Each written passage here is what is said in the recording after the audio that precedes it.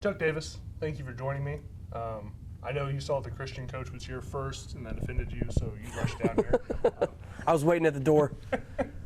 I always enjoy talking to you. How have things been going? Been going well.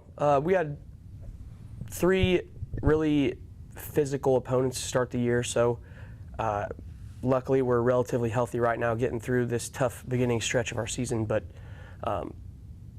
got a lot of new guys on each side of the ball that are expected to play a lot of snaps now, and they've been progressing nicely and learning a lot, so our record's not what we want it to be at the moment, but I think that these growing pains will be helpful down the stretch in the long run. Yeah, and you're obviously a LeBlond guy. What has that experience been like for you, going back to your alma mater and coaching there? It's been awesome.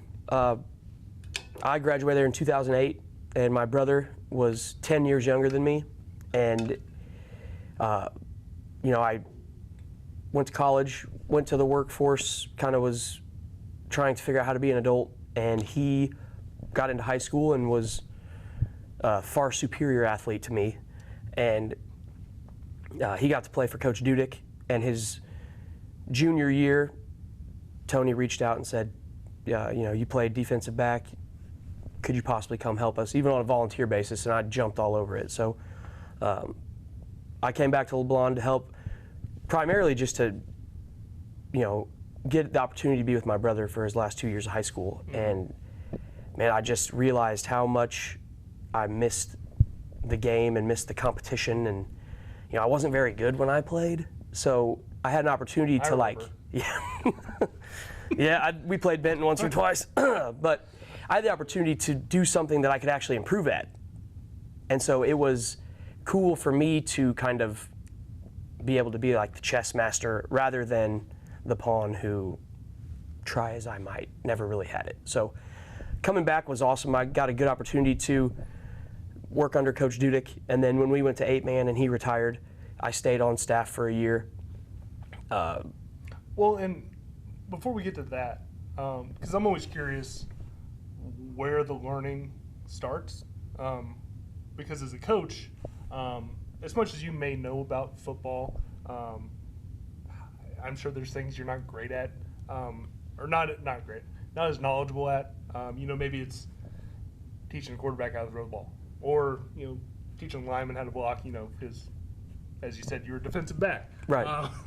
So when you get there and you start coaching, what is that experience like for you as far as the learning process of all of that? So when I got there, I worked with the defensive backs when I was a volunteer. And then when I came on full-time as like a stipend coach, I was still primarily with the defensive backs and helped a little bit with linebackers and would work with the defensive coordinator in a little bit of play design, blitz game. They kept it relatively simple, probably because they had simpletons like me on that side of the ball. But when we went to 8-man, it was really baptism by fire. The coach that came in was an offensive coach and asked me to be the defensive coordinator, and I had never seen an 8-man football game. So I came to him with questions like, what kind of front do you want to play? I've seen 3 different ways. What coverages do you like? And the answer was always whatever you like. Do what fits you. And so I had to really get to studying. I called a lot of people. Coach Dudek's phone, he probably had me blocked by the end of it because. Well, especially 8-man, man, that's tough to coach defense in 8-man. It is. The scores are high because defense is really hard. And it's hard to play defense with an even number of players. Yeah. We talk all the time. If it was 7 or 9-man football, it'd be a different story. But 8 is a tricky number. Adwell, Worth County has brought that up, that it should be 9-man. Yeah, I agree. And it would be a lot easier to play defense. Can you explain that, though? So the numbers game, when you're talking like leverage from in the box on defense especially, you lose an alley player. So you almost always have to give something up. In 11-man, you can play coverages with a high safety who is essentially free or jobless, and he can come up to help in the run. Sure. You don't have that without giving up something over the top in 8-man, and it really creates a lot of issues for the rules you typically would give your defensive players. So our D-line and our linebackers and our DBs all have sets of rules they follow based on the calls and the coverages. And built into each one of those rules and those coverages is the idea that you're giving something up. And that we have to rally to that. So we kind of try to give up the least dangerous and work to it. So even in man coverage, you know, which is what you're supposed to run in 8-man. Which is what most people do, and we do run that at times. We mix our coverages quite a bit, but even in man, do you run with motion all the way across like most 11-man teams, or do you bump it and pass it off to the next guy? And if you run with it, who's the run stop if they run weak then? There's a lot of if-thens in 8-man that keep you guessing. And well, I gotta be honest, in 8-man, because you know, of course, over the years I've toyed with that. Well, maybe I should help coach, whatever. And like you, I love the defensive side, but I don't love that your best case scenario is you're giving up 30 points a game, and that it's almost based solely on who do you have on defense. You know, the best defenses I've seen in 8-man, it wasn't because of the coaching. I mean, that helps, obviously. yeah, but when you have guys like Landon Papa and like a defense full of those guys, yeah, it's real easy to hold teams to 10 points a game. But then you're just relying on being better athletes than that other team. I think it's funny you mentioned that. I just left a coaches meeting this morning where we were discussing the level of skill, the level of talent right now in 8-man football in Missouri is the highest it's been since I've been around. Typically there's like one or two teams who are simply just that much better. You know, there's the Briar McIntyres of the world, and it's good luck. You know, Briar played with Brock Smith. Those two guys, it's hard to match them on the field.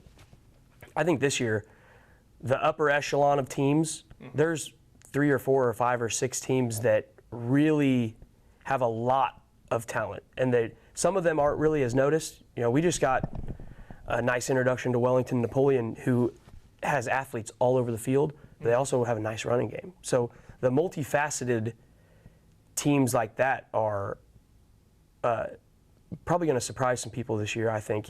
And it's not like it's a race for second place. I find that interesting, that point of view, because I guess maybe I'm more pessimistic about high school football and just football in general in this state, because it doesn't seem like participation is increasing. You know, every year Lincoln moved down. So as much as I love 8-man and think it's cool to add more teams, that means that one, either that school doesn't have the talent to compete, and not only that, you're losing typically you're losing badly if you're moving down, right? Or you just don't have the kids to play, which either way kind of makes me sad about the whole thing because I love football. But yeah, that's kind of my view, but you see it as things are getting better.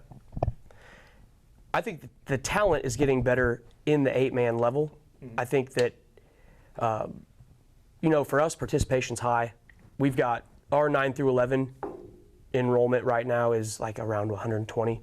It needs to be 150 to stay 8-man. So we're considerably under that cap, and we've got 37 kids on our team. So our roster size looks huge. But in that, we've got 10 freshmen who've came out to play. Typically, if you have 25% of them aren't, I'm not going to use the term they're not football players. They're not ready to be. Not ready yet, yeah. And that's another thing, too. Like, we have, I think, one opening right now on our JV schedule. We started the year with 3 JV games on the schedule. And so more teams are playing JV, which, in my opinion, is the most crucial part of building an actual program. If you focus on just winning on Friday nights only and not the player development, then JV kind of gets lost in the wash. That's when you see teams that go through cycles of, okay, they've had these really good players and then they drop off to not very good at all. We try to avoid that by really focusing on our younger kids a lot and bringing them along and getting all of the JV reps we can. And so I know like some of the teams that are in the top of the top also are there because they really do a good job of developing JV guys when they're not football players yet. And So what year did you take over as head coach? 2020. 2020. Oh. The COVID year. Hell of a year to take over. Yeah. Everything changed. One, I was going to ask, because that's another thing that fascinates me, is once you become that head coach and it becomes your program, where do you start as far as the direction you want to take the program? Now you do it during COVID. That I got to imagine that makes it even more difficult. It did. It was stressful because you don't know. Nobody knew which way was up and what to base your decisions off of, and so I was probably on the more careful side of things, tried to be as cautious as I could.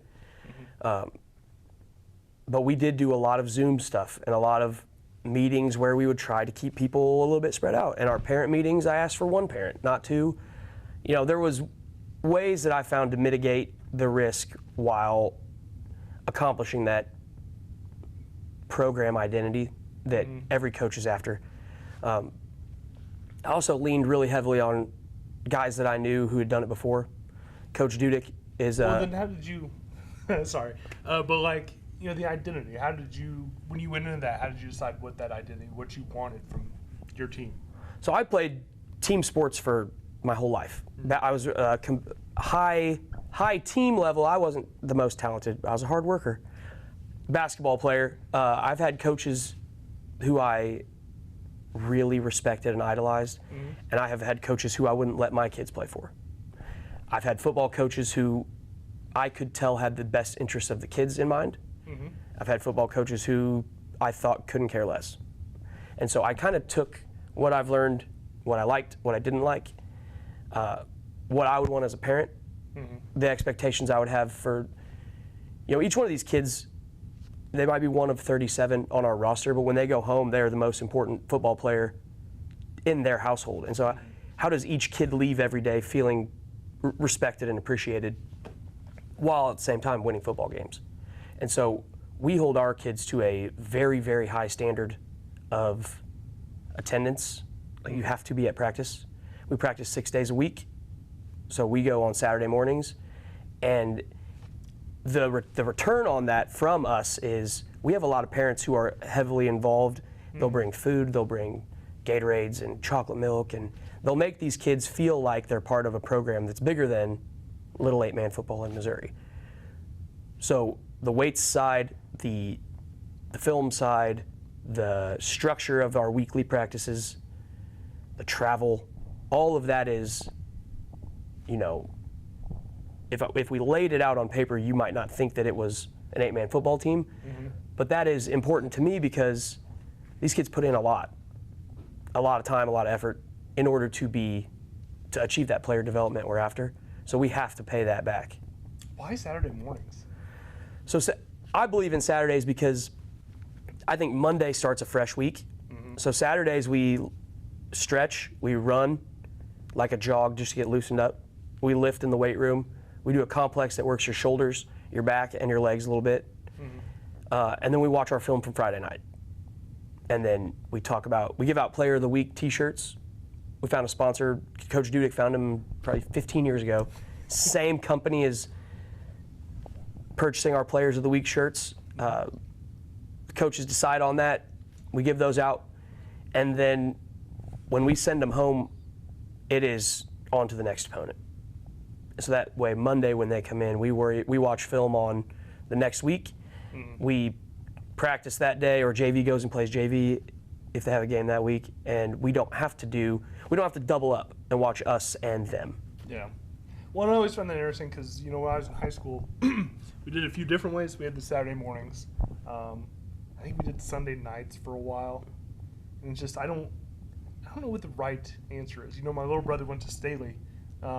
And I think a lot of this is also to maybe keep kids from getting in trouble, maybe. It helps. Definitely true. They would watch film after the game on Friday nights. And I'm like, that just seems brutal. So, I think you're probably right. Saturday morning seems the best way to do it. And then they have basically a day and a half to kind of get right. And then Monday you're back on something new. So at a Catholic school also, they strongly discourage us from coming in on Sundays, bringing the kids in especially. So, and it is nice to get them that day of rest. And I think a good reason for us not to watch film Friday night is I like to watch it first so I can stat the game and have a little ammunition, because we do have smart kids and they ask good questions, and I need to be prepared when we watch that film before they get a chance to look at it, if that makes sense. It does make more sense that way. Boy. Not that the kids don't know what's coming. I do. They know. I remember that in meetings too. I'll be like, oh, here it comes. Yep. I know I messed up on this. Yeah. Yep, this clip's gonna be bad. Or you could be like our punter and have a 60-yard punt after a safety this week and be pretty excited about that clip. So. Yeah. Another thing I think when it comes to you and even your family, wherever you are, your wife seems to be as well, and your kids are probably running off somewhere where you're not watching them. Correct. Climbing on something. Does that come from being, an alumni of the school, or if you were coaching at Central, do you think you'd feel the same way? It's a great question. I think wherever I was would only be based on their idea of what a coaching family looks like. I'm really lucky right now at LeBlond that they have embraced my wife and my kids, really the 8-man football community as a whole. Mm-hmm. There are every coach on our schedule and every coach in the Coaches Association recognizes my wife by name and knows her, and she emails them the picture link when we play against them. Every game she takes close to 2,000 pictures on average, and she'll post 700. The rest get deleted.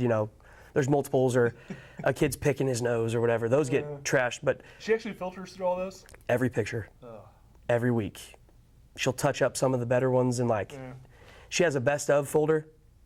So each week when she goes to post it on our team Facebook group with all the parents in it, the initial post, she posts her favorite 6 or 8 pictures from that week.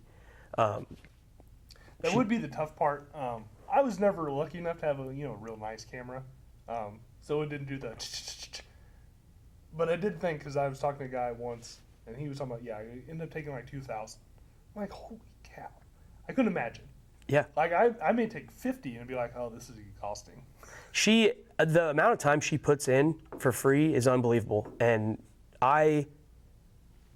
truly, this was not a convenient plug. I'm telling you, everyone knows you could call our athletic director right now.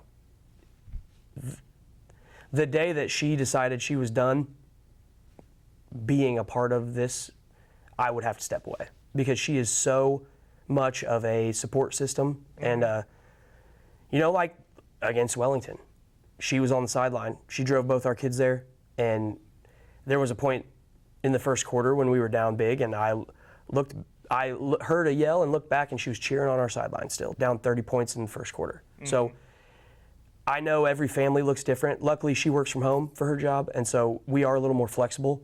But the fact that she has been to every corner of the state traveling with us has been an awesome part. And so it has to be, because I think if not, because I know how much you care about your family, similar to me, there are a lot of nights anymore, and this has happened the last few years, where I may get a text or something from my wife, and it may be a photo or a video of something my kids do, and it's like, man, I almost rather be there.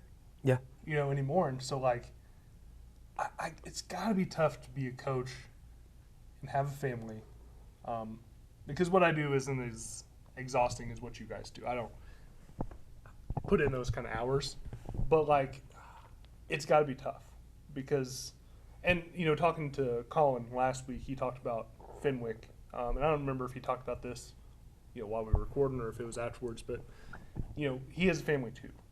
And so, his point of view is we don't need to be in the office all night, all day. I think that may be the toughest part of coaching for me, is you have little kids, man. It's almost you'd almost rather be with them sometimes. Yeah. And my older son is old enough now that sometimes he wants to hang out and be around. Sometimes he'd rather stay home and play video games or whatever. And he plays football for the middle school team, and so he's got kind of his own stuff going on. And our younger son is happy where he's at. So if he's at home, he's doing great. If he's with me out here running around at LeBlond, he's doing great. I guess that does help as you have sons coming at some point, I would think, to maybe play under you. If they choose to play football, I'm not going to force it on them. I think everybody should try it. So do they play football now or no? My older boy does, yeah. My middle schooler, he's in 8th grade, and he plays nose guard and center and loves it. Embrace the lineman's lifestyle, truly. How did you two end up with a lineman? He loves it. I don't know. You're not big people. No, we're both small, and he's short. He's just short and stout, and he enjoys the weight room, and he enjoys. He figured out pretty early on that if he was a lineman, he would just get to be physical every play, and it cuts out some of the running. And so he'd rather wrestle than run, which is fair. Yeah. I don't know what my younger kid's going to do. He'll either end up as an astronaut or an MMA fighter. So we'll see later on. But no, I think that LeBlond does a good job of trying to make sure that not anybody off the street can come in and have an impact on the kids that are there. We have a series of training programs that you have to be certified through in order to coach, and that's aside from the MSHA regulations.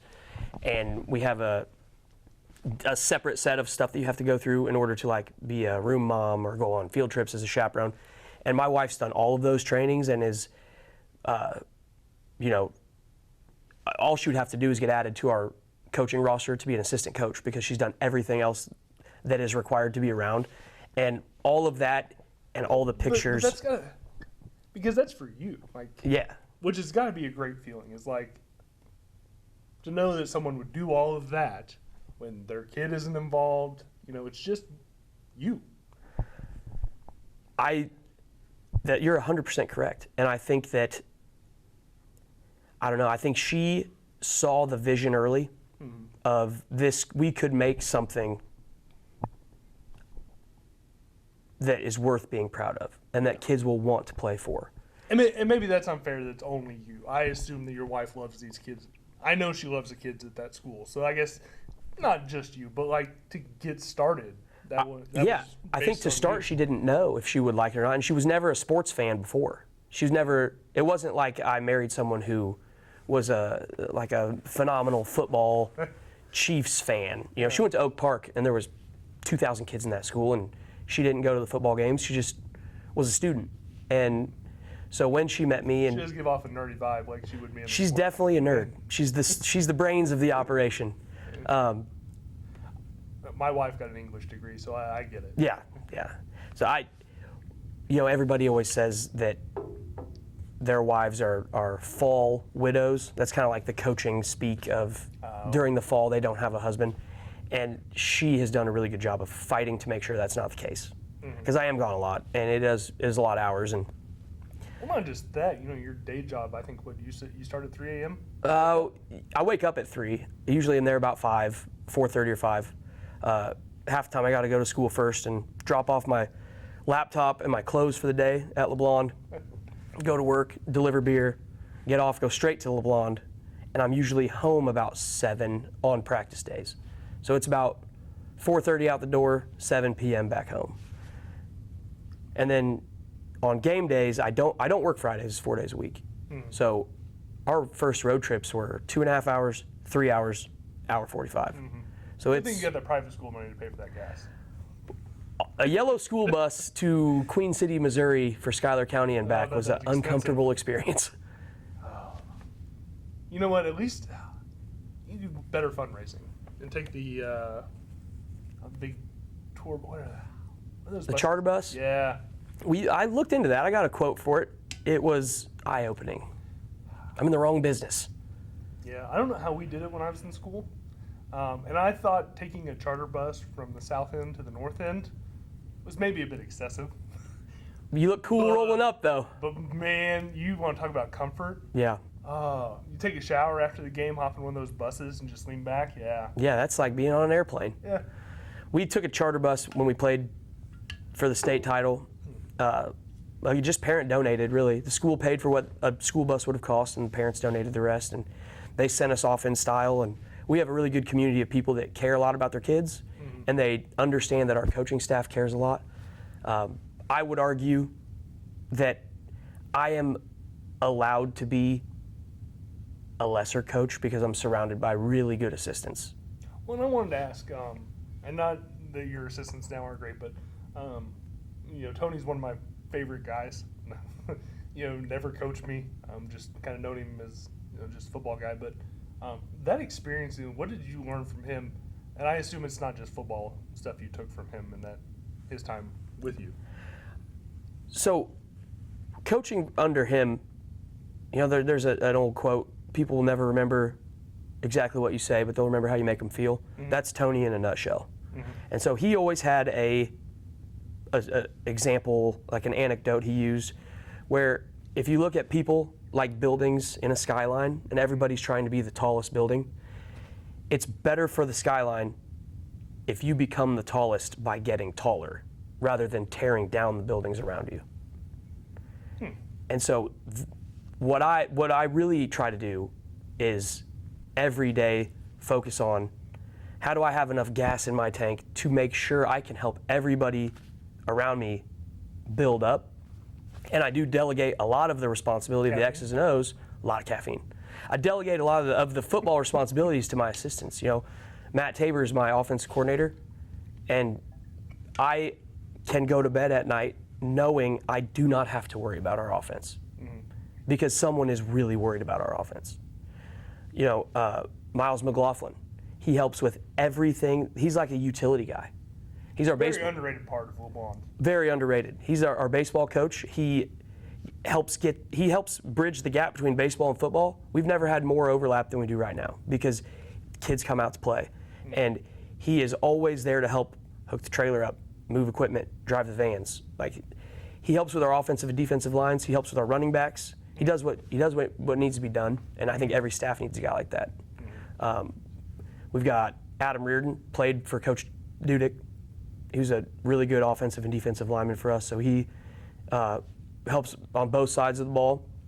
And Michael Murphy, not the official, different Mike Murphy, same name. He is our defensive back coach, but he also is like a tech guy. And so all of our stuff with Huddle and with our cameras and syncing with the wireless aspects of it, I have somebody I can call who I know is going to be able to actually figure it out, because I can't do that. I'm not that old, but I operate electronics like I am. So I've been really lucky with guys who are willing to work for next to nothing, who care a lot about what we're doing and see the vision and agree with how to treat people, and just so happen to also be knowledgeable about the game. Well, and you kind of need that. I won't get into how I feel about private schools versus public. I don't really have a strong opinion on either. I think it's kind of how I feel about open enrollment.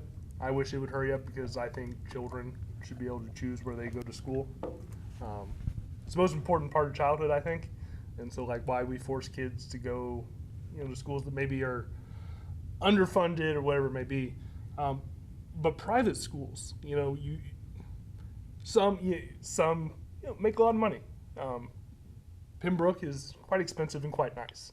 But in St. Joe, they're not exactly rolling in money. And you don't get the funding that public schools do. So I do appreciate what, especially Christian and LeBlond, I don't know how much you guys love each other, but the way the teachers and the coaches and the effort they put in for very little money. Yeah.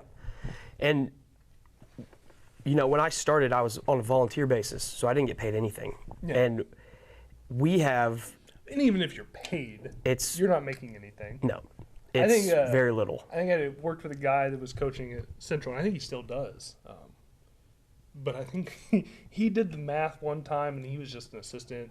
I think he made like 25 cents an hour. By the time you take the film, the travel, all that, and the money, you're basically making nothing. Yeah, and we have the football coaching staff leads middle school weights in the off season. So all winter and all spring, they come in twice a week for middle schoolers who want to lift, and that's boys and girls. You can play football or not. If you're in 6th, 7th, or 8th grade at any of the 3 Catholic elementary schools, you can come in and lift, and the coaches don't get paid a penny for that. And that's, 6 months out of the year. And so I think there's a good example led, though, and we try to be a part of that example. And I think my wife's a great example of that. The Catholic Church and Catholic schools. When we talk about your wife, I should have just had her on the podcast. Pull up a chair, because I'm sure she would love. She doesn't like the limelight, but she is the backbone of the operation. But you hear a lot about like donations and what can you give, and that can be time or talent or treasure. And so we don't have the money to give, but we have time, and she has talent. And so in order to be a good example for how to be a community member, I think it's important that kids look to the Dan and Mary Ann Diddy's of the world.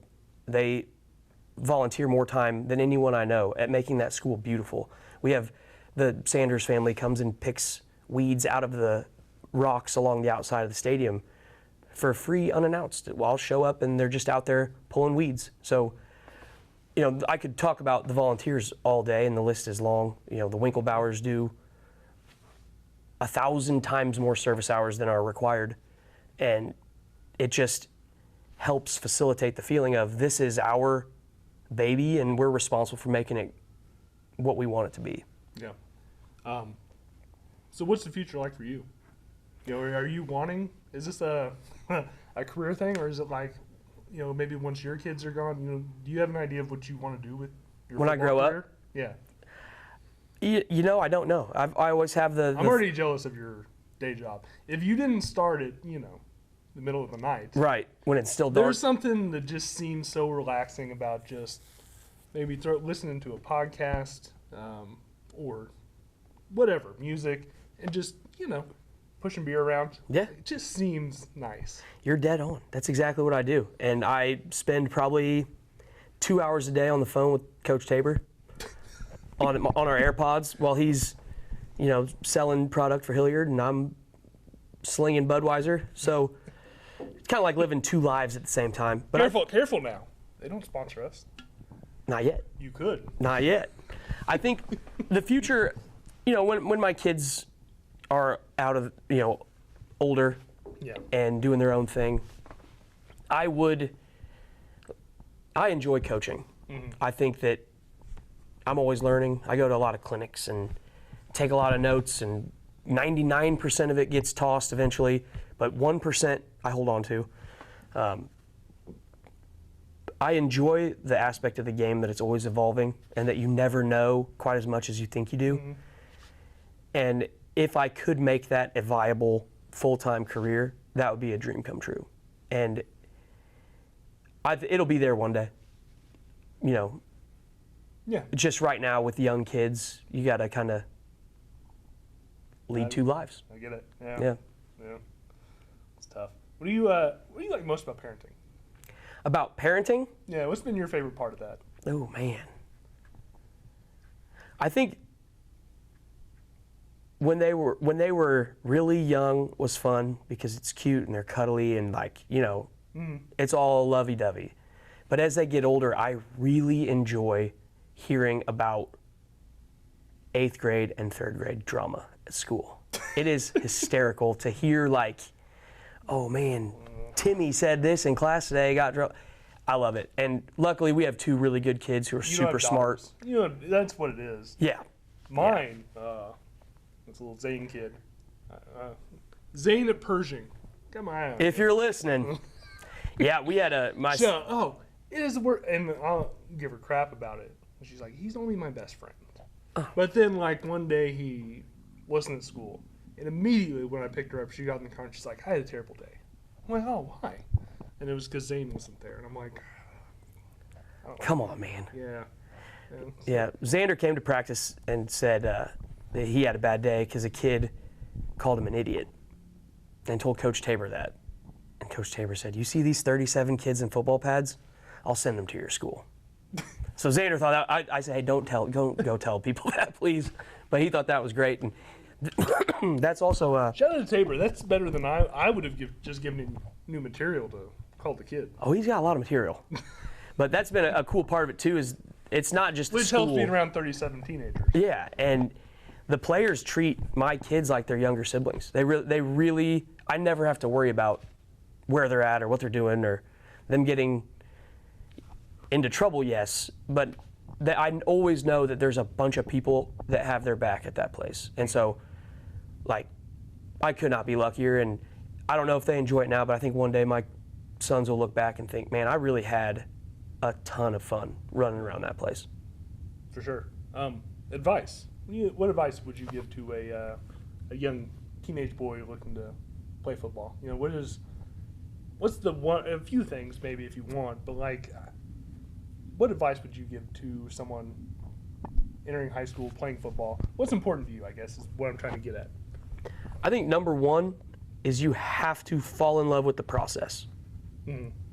And that includes the weight room. That includes staying out of detention. That includes making sure you're hydrating. Don't drink soda. Don't drink anything else.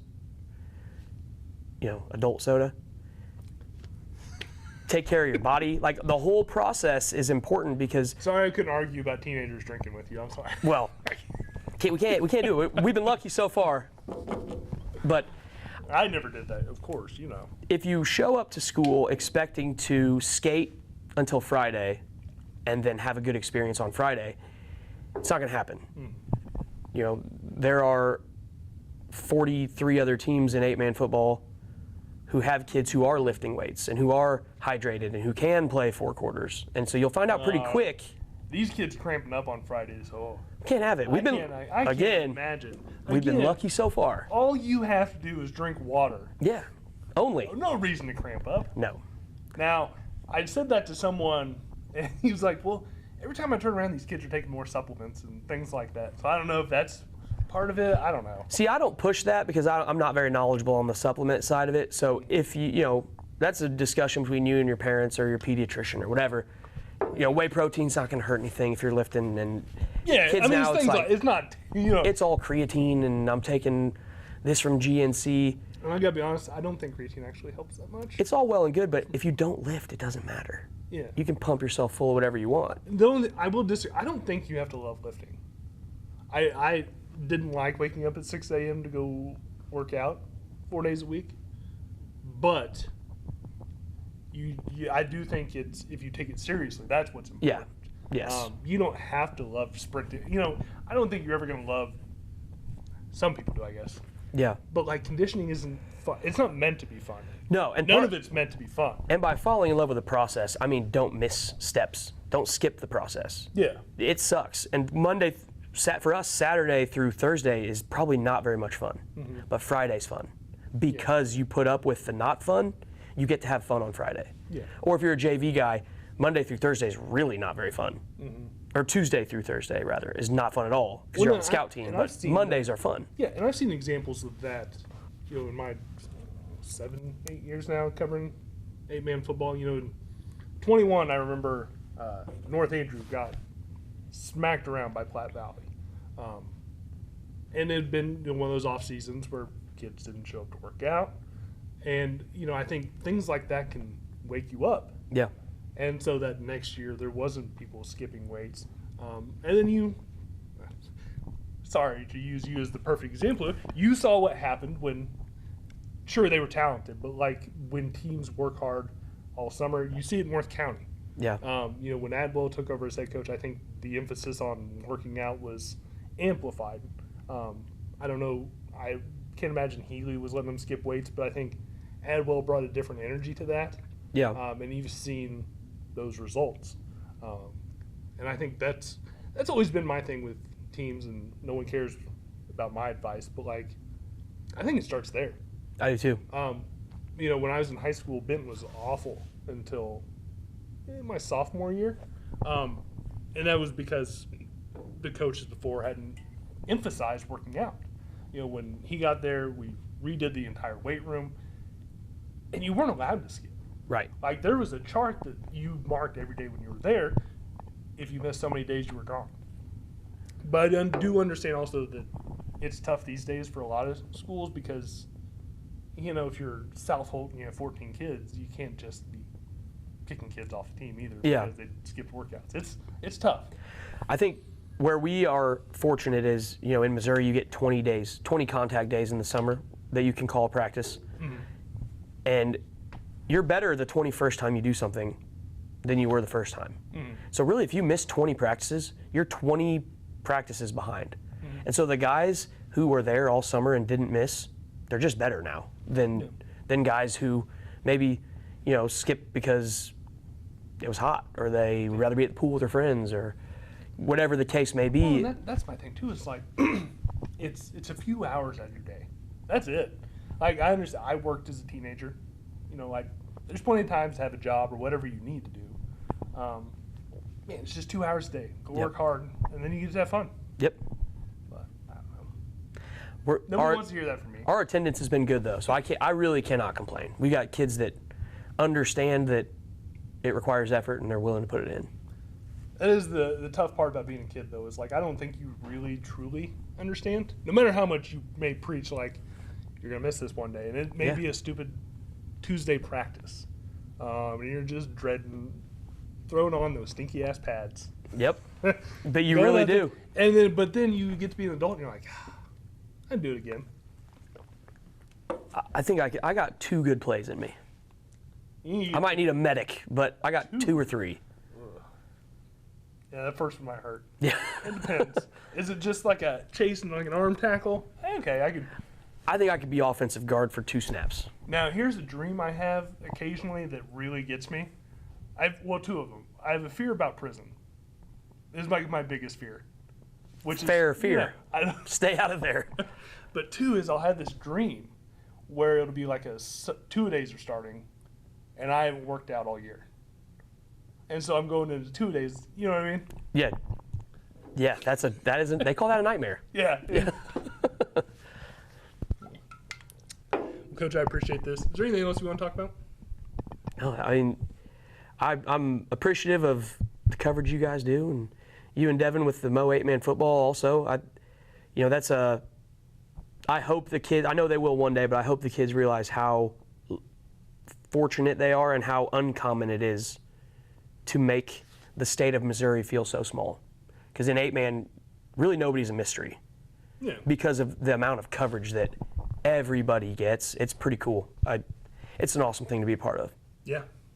And I feel bad, honestly, for the smaller classes. And once you get to like Class 1, Class 2, and specifically Class 1, I think Magruder, when he went to Salisbury, he talked about that.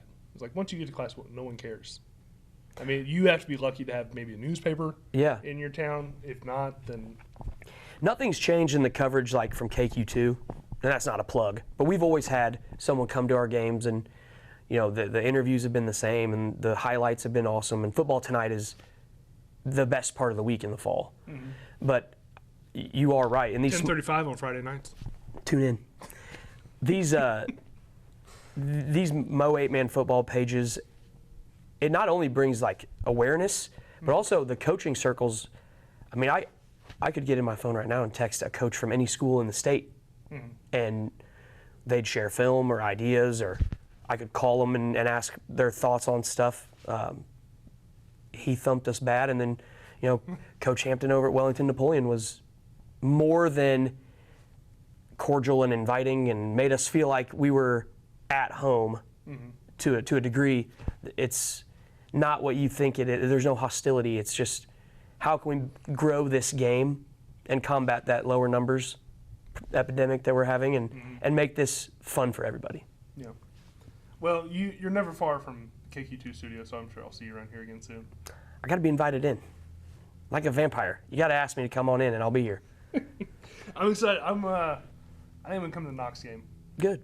That's a great team. I love Coach Finoy. He's me too. He's a good one. He is. He's the epitome of small town football, isn't he? Yeah. And a Braves fan. Can't win them all. Can you believe, and this was great, Chiefs games, this crazy something. They should drive back and forth. That's unbelievable. Like, I don't know if anyone watching this knows where Knox County is, but I would say no. Yeah, it's far. Especially and you're driving to Arrowhead. Oh. I knew I liked that guy. So I appreciate it. Thank you, sir. That was good.